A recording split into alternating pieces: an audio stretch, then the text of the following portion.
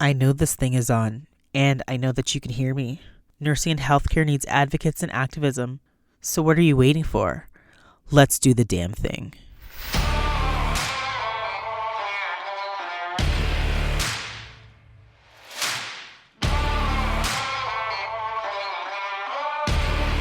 Hi, and welcome back to The Gritty Nurse, an unfiltered conversation about healthcare, nursing, and the intersection of health politics and policy.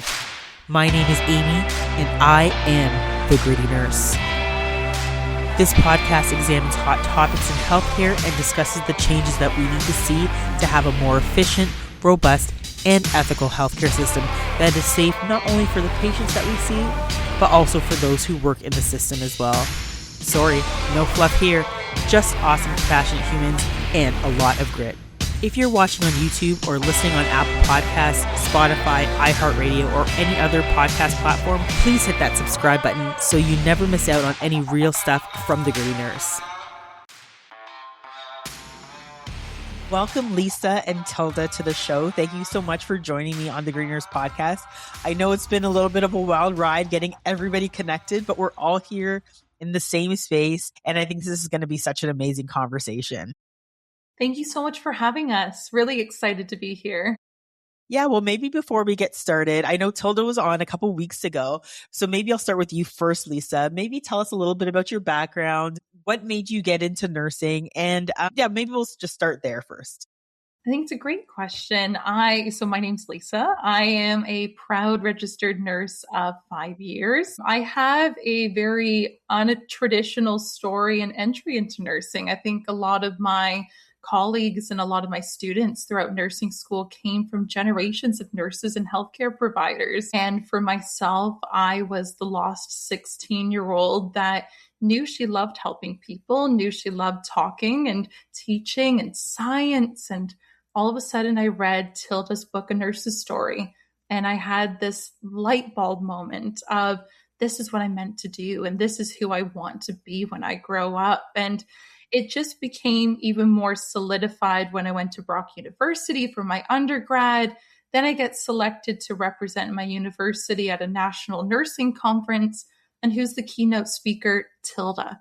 And it was just a moment of having this fangirl crush of reading all of her books throughout high school and university, and all of a sudden meeting this hero of yours that you've wrote letters and emails to. And now all of a sudden you're meeting her, and then you become friends with her. And now one of the most cherished relationships I have in my life is to have not only this caring adult, but a mentor and a true friend to help guide me into what makes a wonderful nurse. I actually didn't see that coming because I was going to ask. My follow-up question was to say, tell us how you met. And now it's like, wow, that's really neat. And I guess what I'd probably say is, there's that saying that says never meet your heroes. I bet you it wasn't like that. Yes, I was so fortunate, and it was such a God moment that I never expected to have happened. And what created was this beautiful speech we listened to from Tilda that was so inspiring, getting to do the meet and greet with her. And then the next day, I was like, she's sitting on her own at a breakfast table. I'm going to sit next to her. And it was just having those moments of courage to go outside my comfort box and bubble to introduce myself, network, have some meaningful conversations, ask really good questions about why and how and what. And I think it really formed this initial foundation that later on set Tilda and I up on this beautiful journey. So yeah, it's my biggest advice to everyone is never be afraid to ask and put yourself out there and find those heroes in the room. Oh my goodness, that's so amazing. And Tilda, I don't want to make any assumptions to any of my listeners. I think you should also, introduce yourself and tell us a little bit about your background. Okay, well, I've been a nurse for 40 years, I've been a nurse forever, really, I think, ever. And then 40 years, I recently retired. It's hard to say that R word. I wish I was still in it. I find little jobs, little gigs here and there that I still keep me in it. I continue to write about it. But the process of beginning to retire was what got me thinking, what can I do to leave, and to leave in such a way that I can pass on some of the gems, some of the jokes, the funny parts, all the stories, all the, with my wisdom, my experience. And then here's Lisa, so receptive, so interested in what I had to say. And to be fair, there were a few others. Lisa's not the only one. She's the main one in our new book, The Handover. But others as well took different things from our interactions.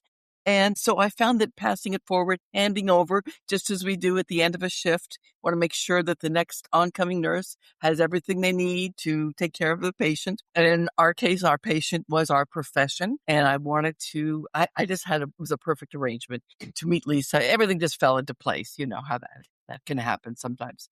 But as Lisa said, it's asking for what you want. Yeah, no, that's it's just one of those stories that you hear and you're just like, wow, like how did that all kind of fall into place? Yeah. Because, there's 35 years in between, like you just mentioned, Lisa, that you're 5 years in, Tilda, 40 years in. So like there's that huge gap. Yes, But you wrote absolutely. a book together. So I want to learn a little bit more about that and that process for both of you, just kind of like gap in between, from the time Lisa started to the time that you were kind of Right. ending. And like you said, the book is called The Handover. Tell me about like how this kind of came to fruition. Maybe we'll start with you, Tilda, and then Lisa. Yes. Well, I was at that conference. Actually, it came from the conference, and a number of students said, "Oh, you're writing another book, and what's the next book?" And and I hadn't really planned on writing another book. I just didn't have any particular idea. And one of the students, it was kind of funny that she said, "Why don't you do like the ABCs of nursing?" And I said, "Well, what do you mean?" She said, "Do like A for anxiety, because we're all feeling so anxious." Well, I get that. And then B for, gosh, we're so burned out. And their students are burned out and bored. We've got periods of boredom. And C, well, little did we know that soon C would be COVID, because this meeting of Lisa and me was right before COVID. Anyway, the idea kind of sparked my interest, and I sort of started to do that and go through the alphabet, which was kind of helpful in a way. It helped me remember certain stories and things I wanted to include. But everyone who read it, including Lisa, and Lisa was the most polite, but everyone who read it said, "You know how there's a books that you can't put down? Well, this one you can put down." It wasn't really, but then here I realized there was this whole story evolving right in front of my eyes, which was Lisa's evolution. And as I say, a few others that are part of the book, but Lisa's the main one. And here she is, a student. She was in third year when I met her. COVID broke out a month later, and here she's going through that. I went through it too, but not like Lisa and others of her cohort did. I was sort of in the background in a clinic, whatever. And then watching Lisa graduate, watching her go through different things, her first job. Ultimately, she went on, did a master's, all within the 6-year period that the book takes place. So this was really the story. But I held on to the ABCs because it really helped me in a lot of ways. And I kind of kept throwing that in as a joke. But the real story was Lisa and becoming a nurse, and me watching it, and me saying, "Okay, you can't be a nurse forever. You can't be anything forever." I had to eventually leave, and I'm having a great retirement. But what helped me retire was to say to Lisa and these others, "This is a very valuable and beautiful thing, and what are you going to do with it?" And and trying to nurture them to love it like I do. And Lisa certainly does, and I know the problems that are out there. I know, I hear, I see, I experience some of it. I know how difficult it is, but I do think there are people who love nursing. And that's why I dedicated the book. We dedicated the book to those who stay, because despite all the problems, and there are plenty, burnout, so many things, we could just list them. And I'm sure you've talked at length about all of them on your show. I know you have. Despite that, those who stay and push through all those difficulties, it's worth it. I believe it's worth it. I've experienced its worth, and I know all those problems can be faced and dealt with, and you can still make a very satisfying career, and you can actually be a happy nurse. Lisa is, and I am, and even though we both have had our ups and downs in the profession, we stayed and we pushed through it all. And I just, and if you're serious enough about the profession and you do stay, I think this book is for you, but the profession is for you too. I love that. What about you, Lisa? What are your thoughts? I echo so much of what Tilda has shared. And I think the big piece for me coming in was so much of our curriculum and the mentality of my cohort was that fear of nurses eat their young. and we're going to be entering this profession of older, experienced nurses that were not going to be receptive, were not going to be welcoming, did not want to take us under their wing. And certainly a lot of us experienced it at a completely different level during the COVID pandemic, where everyone was just purely in survival mode.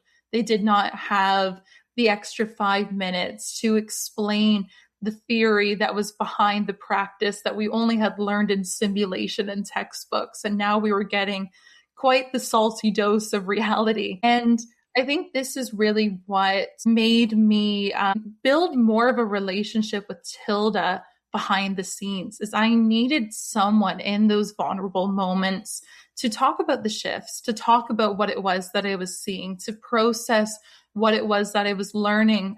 I had some of those relationships with my professors and faculty, sure, but beyond my little university bubble, I didn't have a family member or a friend that could understand that I just put a person in the body bag and had to go to lecture that evening. Right. And that's where Tilda came in. It was such a unique, positive, therapeutic relationship where I was just writing emails and letters to her as a source of therapy. And bless Tilda for taking on that downloading. But it was such a beautiful gift that ended up happening, is it documented this timeline of 6 years of my life, of you hearing about terrible dates with drug dealers, to scary shifts on the night shift, to beautiful moments that have shaped who I am as a nurse and the patients that stay with you. And I think sometimes we as women and we as professionals don't have an outlet to be able to talk about those things. And Tilda gave me that safe space to be authentic and to be honest and to have some humor about it, and maybe start the conversation in tears but end in laughter, because she gave me that sounding board to be able to do so. And we together, in terms of our friendship, challenged that mentality that nurses eat their young, and that these experienced healthcare providers don't want to have a relationship with the super green novice nurse. No, they are there. It's just challenging them to recognize that ability within themselves, but also challenging people of my generation to ask for help and to find those opportunities and to find those people in the room that could help them throughout their journey, or even for a little part of it too. Yeah, I really want to dig into what you mentioned about, this, nurses eating their young, this trope that we tend to see quite often and still hasn't really been eradicated from nursing as a profession. How did the two of you actively fight against this toxic dynamic while writing this book? And what did both of you have to unlearn about each other's generations in relation to nursing bullying? Who wants to start first? I'll go ahead. I loved Right. having that front row seat to Lisa's generation. I just love it. I think it's great in your life if you can have all the different generations in your life in somehow. I wanted to know what nursing is like for this generation. So I was always in a situation of wanting to listen and give feedback when I felt it was appropriate. But I know nursing is different for this generation. I know this generation is different. And of course it would be. So I was just learning about it and trying to find out what is true for Lisa's generation and for mine. There had to be some things, and I tried to identify some of those things in the book of what is true then and now and forevermore, and transcends country and is universal about our profession. So I was trying always, actually through the exploration of the ABCs, to find those things. Was it A for attitude? Was it B for beds and bathing and the body, taking care of the body? Was it C for the whole compassion, curriculum? Cause I kind of, compassion's a word we use a lot, but it only describes a small portion of what we do. And it really doesn't, for me, capture what we do. But anyway, I was trying to figure out what remains the same, because above all, if I was going to write a book, it had to be relevant and speak to this generation. Who wants to read my nostalgic tales of what happened in the past? I didn't want it to be that. What about you, Lisa? Yeah, it's such a great question. I remember I was 22 years old. I had just completed my master's degree. I got hired at the hospital. I completed my 16 shifts of orientation on a 55-bed telemetry unit. And my very first solo shift, they made me charge a nurse on the night. And they're What? like, yep, you're the most, you're the RN, you got the master's degree. Laugh about it now. And of course, you have the full patient assignment as well. And you're now balancing not only you're just got your feet wet, you're fairly novice in the world of nursing. Yes, you Right. have a master's degree, but okay, you have the experienced RPNs with you, you have the experienced RNs with you, and magically you've been bestowed this additional responsibility. And I think what gave me a bit of success is my humility and being able to form relationships with everyone around me through kindness and openness to feedback and being knowledgeable. And I think for my older, more experienced coworkers, showing them that I was capable and competent and hardworking and driven earned me a really early respect. They saw how I could handle conflicts. They saw I could de-escalate situations. They noticed how I responded and cared for my patients. But in turn, when it came to the novice staff members, because magically I was senior staff already 16 shifts in, because we lost so many staff members with the pandemic, it was being the person I wish I had during my journey of the approachable, the kind, the positive, the role model in the room that they knew that they could turn to for help. And I Right. was so proud of creating that reputation and still having that reputation as a nurse within my practice. And I feel like I've been able to kind of create a really beautiful harmony on both ends of the spectrum. But that still doesn't mean that I don't deal with the bickering and the gossip of the younger generations to the cannibalism and the eat their young mentality of the older generation. But it's just sometimes understanding where grit comes in. And through that, I'm able to talk to Tilda about it and strategize. I follow sometimes my gut instincts in those moments and sometimes lack of coffee to understand how I should respond to those moments too. I've had lots of moments where I've fallen on my face, but I've had lots of moments where I've rose above it. And I think that's something that's so beautiful about experience and time is I'm hoping to continue to form really great relationships and be true to myself and my values. But I now know if I get into some of those cannibalistic, mean mentality moments, I'm going to handle them a lot differently because I have experience and because I have these tools that Tilda has taught me formed through grit. Yeah, And I think it's so amazing for you to share that vulnerability of even the fact that, sometimes we do fall on our face, and it's okay that, as we're learning, and even as time continues to go on, that we are humans and we will make mistakes, but it's about like, what do we do in the moment after that, right? I think that's so important, that it's a learning opportunity. It's an opportunity for growth. It's an opportunity to not just be like, oh, well, what could you have done differently? Or like your manager might say or whatever, but also just a time of reflection, right? I think that it's so important that we can recognize that within oneself. And I know for some people it's very hard that, because we're dealing with people's lives and the gravity all behind it, that if they feel like they were to make a mistake, they feel that the world's going to end. And of course, we know it's not. It's going to continue to go on, but recognizing that, okay, so now what do I do with this? How do I learn from this? Who else can I, have a conversation with to, continue on this journey of learning? Because again, I think that's a journey that we're all on. And you mentioned grit and gut. So I know in chapter 8 of your book, it's grit and gut. And of course, on this podcast, we talk a lot about grit. And you mentioned some of the challenges that you were seeing as, a learner, as someone who was kind of 16 shifts in, thrown into a hot mess, I'd say. But you also discussed navigating that moral distress of understanding, of understaffing and clinical trauma. When clinical systems are falling apart, and we're seeing so much more of that right now, where's the boundary between having grit and realizing that you might be or are being exploited? We'll start with you, Lisa, and then Tilda. I'd like to hear your perspective. a really good question. I think this is something where my girlfriends and I, we have a really cute group that we call each other the survivors. And we go for breakfast and things once a month, and it turns very quickly into a therapy session. But something that my friends and I often talk about is what makes a high quality nurse and what is that defined as, and really challenging some of these conversations and narratives that we sometimes see about short staffing, the wait lines that are happening currently in our waiting rooms for people to see physicians, the shortages of family physicians occurring, the errors, the misdiagnoses, the supposed neglect as well. Like all of these are very big, relevant titles and headlines that you see on a lot of news sources and social media. And I just wish there was greater emphasis on the good that nurses and healthcare providers also do despite these circumstances. And I really think if there was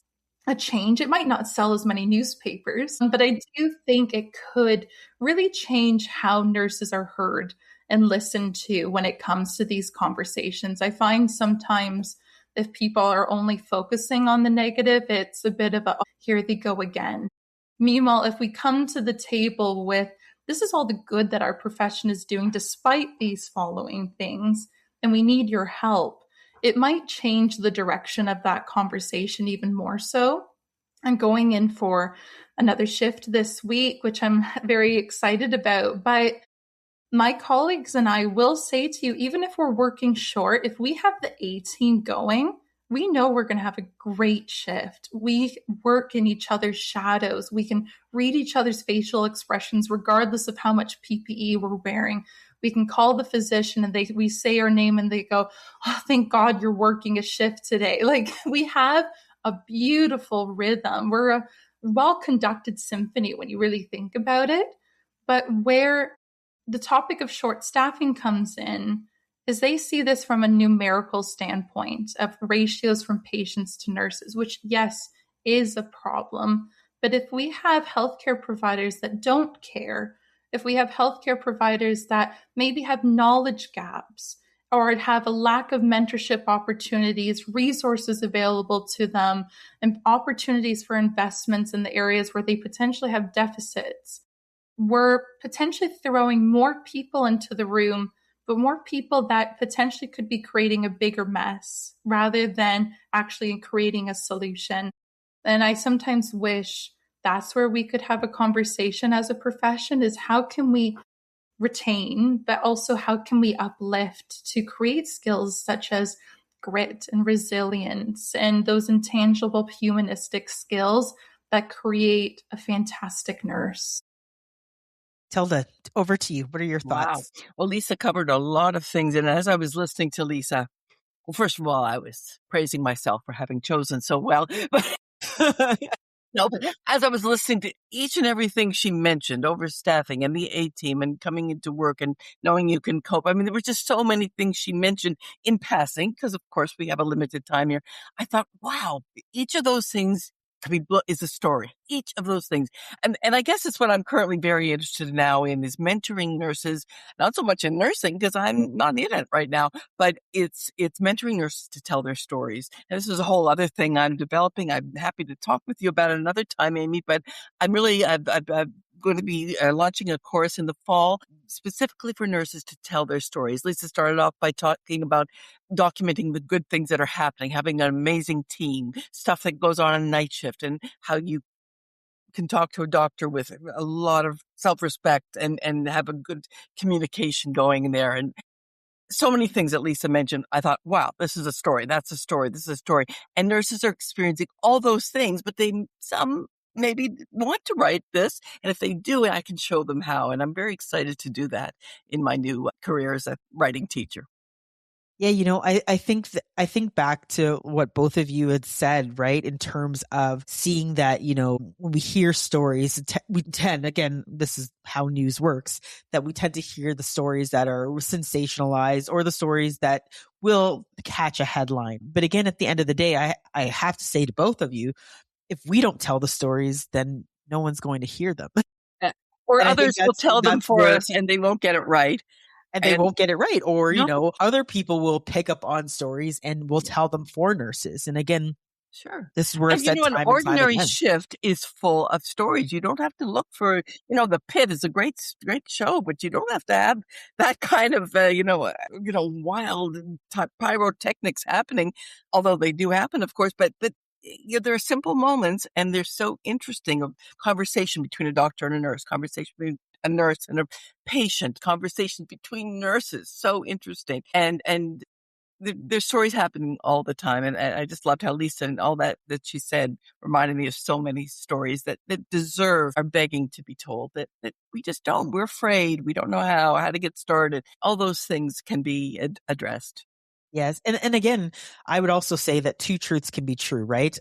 Yes, we do have amazing stories. And like, for example, I've worked in teams where it's the dream team. You are ready to go to work and you know that the people that you come in with are going to be supportive. But on the flip side, we do have those instances where people aren't in supportive teams, or they've been in a toxic working relationship. So again, I always have to put that out there, that yes, two things can be true at the same time, where so you might true. have a wonderful team, but someone might be not experiencing that. And how do we kind of work with systems that have such really night and day kind of situations, and how do we make sure that everybody gets to have a team that's worth working in? And I think that's something that we as nurses are the ones that have to work towards that. I don't think anybody else can fix that except for us. Definitely. I want to talk about the ultimate handover, and maybe before that, just something a little bit fun, because I'm keeping track of time. Maybe we'll start with you, Lisa. What was your favorite chapter to write? Oh, it's a hard one. I think I know what it is. You go ahead, Lisa. For me, I really loved UIFFM. Like, what's in it for me? Like that one. Like I found myself like having to go away from the keyboard for a bit, and like having like a little bit of some emotional moments, being able to talk about those patients that really stood out early in my career, and having that reminder on that Portugal trip I took to do it for her. It's something that sticks with me. It's something that I hold on to. And I don't think it was fun to write. It was certainly therapeutic. And this is one of the most beautiful parts about writing this book is it's so vulnerable. You hear about dates that have gone wrong, to being violently attacked in the workplace, to failing the NCLEX, to stressful shifts. There's so many moments where you see what I lovingly call my character development across all 18 chapters. And to now receive text messages, emails, phone calls, DMs, letters from people that are reading these chapters, and especially that what's in it for me segment seems to be the one that a lot of people are writing and are sharing the stories of the patients that they hold on to. And I think that's something that I'm really proud of. It's something that I really hope that patient is looking down on me and going, just thank you for sharing my story. And it's a gift. It's an absolute gift to have that chapter publicized. Yeah, amazing. What about you, Tilda? Oh, which chapter was the most fun to write? Oh, which gosh. Which was your favorite chapter to write? Well, I knew Lisa was going to choose that one because it really was. Well, first of all, you get to W. As I told you, I was very loyal to this alphabet thing. It's a W. I had to see it through. I just had to see it through. And to get to W, what are you going to do? So I developed this acronym, what's in it for me, because I know that sounds like, crass to say, what's it for me? It has to be something in it for you to do this work, any work you do. Right. There's no salary that's going to be enough for the kind of things we do. And it's not, right. That can't be your only reason. And if it is, it will show in your work for sure. So you have to find some reasons why you're doing this, because it has meaning for you, or because you believe in it. It's your faith-based reason, perhaps. And Lisa comes up with a number of reasons, and I come up with mine, but they're very different than Lisa's because, well, we're very different in many ways. And it wasn't even, there were certain patients, but it was also certain learning moments for me. It was certain relationships with other nurses, perhaps, there were different things. So we came up with a bunch of different things. We actually tried to list, why am I doing this? Why would someone do it? It's so hard. We know how hard it is. Why? You have to have a reason. It will keep you going in those difficult moments if you have your reasons. 100%. Yeah, I agree with you, Tilda. And I agree with you too, Lisa. Like, I think about all the reasons why I stayed into nursing. And again, it was always the patient, right? Like, it was always that relationship as a labor and delivery nurse of being there for such an important moment, whether it was a birth, whether it was a stillborn. It didn't really, I shouldn't say it didn't matter, but it was just to be able to be honored, to be in the room either which way it swung. And it was such a passion for me. And that's why I still stick to women's health to this day, that I just feel it's so important to be able to be in that space. And I think women and women's bodies are amazing. Yeah. And right? Absolutely. And I just think, when I think about what's in it for me, that's definitely it, right? If I can help a woman transition in this way from, giving birth or whatever the case may be, I just felt that it was such a beautiful space for me to be in. And hearing that cry, or, that gentle touch to say that, it was a pleasure to be your nurse. I think that makes it all worthwhile. These are the So, stories Tilda. you don't hear enough of, Amie. I appreciate both of you highlighting all the wonderful things that we just don't write about them. Let's write these down. Let's get them out. We don't talk about them. I mean, we have reason to complain for sure, but we've got to move on from complaint at some point. And otherwise, why if we have so much complaints, why are we doing it? It begs the question, right. Why are we doing it? There has to be a reason. The complaints have to turn into action, right? It can't just be a complaint. We gotta do something with it. Yeah. So, Tilda, this was framed as your last shift, the ultimate handover of a professional universal values to the next generation. That's you, Lisa. If there's one piece of clinical wisdom or systemic armor that you want Lisa's generation to fiercely protect as they inherit this broken healthcare system, what would you say that is? And then on the flip side, Lisa, what is one thing that you learned from Tilda that you think that your generation should hold on to? It's really hard to distill it all down. It does, for me, part of this idea that the dedication to stay and learn the lessons of this profession, because it will benefit you in every aspect of your life. Your knowledge and skill will help you you need it in your profession, but it will help you in your personal life too. So stay despite it all, despite how difficult it is. And you can stay if you know your reasons. That is the thing that we just talked about. If you know and stay true to your reasons. But I just want to add one other thing on top of that, is that you've got to find a way to have fun. If you are not having fun, if you are not enjoying your work, you've got to make a change. You've got to move. You've got to do something. Don't just leave. I mean, try to stay. I really believe in staying and working through things, but you've got to have fun. If you're not having fun, you're not enjoying your work, don't do it. Don't. I agree.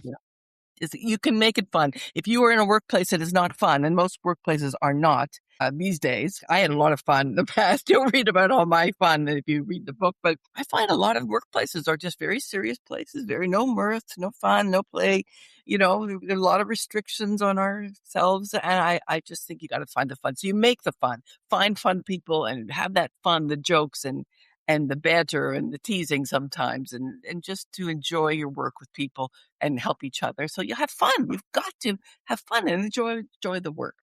Well, that's why I work nights. Yeah, there is more fun on nights, I have to say. Yes, Lisa, to you. It was so wonderful. We had an experience at the UHN for a book launch, and so many of Laura's line, for those that have read A Nurse's Story, come to this event to support Tilda and I. And we were eating our little charcuterie. We had our little punch. We were going around the room, and every single one of them had the same statement. We had so much fun together. And I think that is something that I genuinely hope readers, as well as my generation, take from Tilda's, is the pursuit of happiness and finding fulfillment and joy and a reward in choosing this beautiful profession that is to be a nurse. There is so much good within nursing. There is so much hope and happiness and humor. And I wish we were more associated with other adjectives than compassion, because we're much more than that. There are so much more than that. Sometimes the best comedians I know are at 3:00 in the morning on a night shift when you're a little bit delirious and you're creating some of the best humor. But I think this is what I strive to do in my professional career, is not only have those moments of reflection of what am I getting out of this? Like, what is making me truly happy in this role? But rather than leaving in fear because I have a lack of fulfillment, but challenging myself to find something else, because the opportunities are endless in nursing, to find something again that brings me joy. And what is it in a place where I can find happiness and fulfillment and decent pay? Little ingredients that make for a really successful, fulfilling career. And I hope that is genuinely what I will get to be able to say 40 years from now is I had in every single chapter and journey of my professional life, one that was happy and joyful and fulfilling. Yeah, I think that both of you echo principles and values that I admire in nursing, and I think that, you know, a lot of what we see is the lack of people not being happy, not finding that joy, feeling a sense of, you know, crushing weight and pressure because of all the various different challenges that we see. And I think that it is important that we find fun. Like, I mean, I think, I don't know if I had mentioned this before, but I might have mentioned it to you, Tilda. So like, my dad died in March, and one of the things that he wanted so much for himself was just to live, right? Just to enjoy, whether it's smelling another rose, whether it's, you know, one extra walk. And I think sometimes we waste so much time on the small things, or not enough time, I'd say, on the small things. And I think that, you know, our time is so short here. Why not have a little bit of fun? Definitely. And get it, and definitely for me to get into some good trouble. Yes, I'm hoping you will, Amie. You are. Good But with that, is there anything that we didn't touch on? I know we could probably keep talking, but maybe any last words for any of the listeners out there, or just maybe even some words of encouragement for a nurse that might be saying, you know, I don't think nursing's for me. Let's start with you, Tilda, and last words for you, Lisa. Geez, nothing comes to mind. Sorry, Amie. It's okay. The nurse who says it might not be for him or her, well, that's a possibility. Nursing That's might true. not be for that person, but let's hope that that person can find a way. Because as Lisa said, there are so many ways of being a nurse in so many areas, specialties. You know, there's so many things you can do. I think it just comes back to appreciating this gift of this profession and focusing on all the gift that it is, and trying to find solutions to the problems. And we know the problems. And I'm very excited about Lisa and what she's doing. And you know, I feel very comforted by knowing that you, Amie, are doing the work you're doing, real, true leadership in our profession. And I just want to see you at the top of nursing in Canada, because you have what it takes. You really do. And I'm just so impressed with all that you're doing. And I'm very comforted by it too, because I know that the handover is going in the right place with the both of you and many young nurses I meet. So very exciting for me. Thank you. Thank you. And Lisa. Couldn't have said it better myself. I think I've had the privilege of teaching over 500 nursing students, and all of them have that same twinkle in their eye of hope and wanting to make a positive change in the world and changing our healthcare profession. And they're movers, they're shakers, they're change makers. And I think to those that are listening, know that you have an abundance of healthcare providers that are so excited to hear these ideas, that are wanting to be a part of that change with you, and that what's happening in our healthcare system will change for the better. Just they're going to be a part of that wonderful change that will occur. But find those people that want to support you and uplift you and mentor you, and find those safe people and places that you can have a sounding block and send an email to, and know that the three of us on this podcast today would be very happy to receive an email. It might just change your life. You never know. You might find us at a conference, and that one conversation could completely transform who you are. So put yourself out there. Find those people that are meant to maybe change your destiny, and know that there's many people out there that genuinely want the best for you. So I'm very excited to receive more of those emails and phone calls. And I'm just so grateful, Amie, truly, for this opportunity to talk about our handover. Tilda has changed my life, and I know this podcast is changing a lot of people's lives too with the outreach it's doing. Well done, truly. Thank you. Well done to both of you as well. And I mean, I think that this is what we need, right, within our profession, that when we have, you know, nurses telling their stories, sharing knowledge. I don't think we should ever gatekeep. I think that, if we have something that we can share, that we should share it. And I think that you two have done that so beautifully. So I want to thank both of you for coming on the Green Nurse podcast to talk about your book, The Handover. Again, where can people find your books and find both of you? Well, I'm Tilda at Nurse Tilda, and I love hearing from people. You can write to me directly. I still use email, but all the other social platforms are available. Reach out to me. Let's have a conversation. Let's talk. Ask questions if I can answer, if I can respond. Please do. Where can they find the book? Wherever books are sold. It's published by the University of Toronto Press, but it's certainly in bookstores and available everywhere. Excellent. And what about you, Lisa? Yeah, I'm Lisa Mochrie. You can find me on LinkedIn, TikTok, Instagram, Facebook. Any social media platform. Yes, which is fantastic. And as Tilda says, anywhere where you can go to find a book, and a library where you can go to find a book, and Kindle, you can find us as well. Yeah, so thank you so much for your support with that.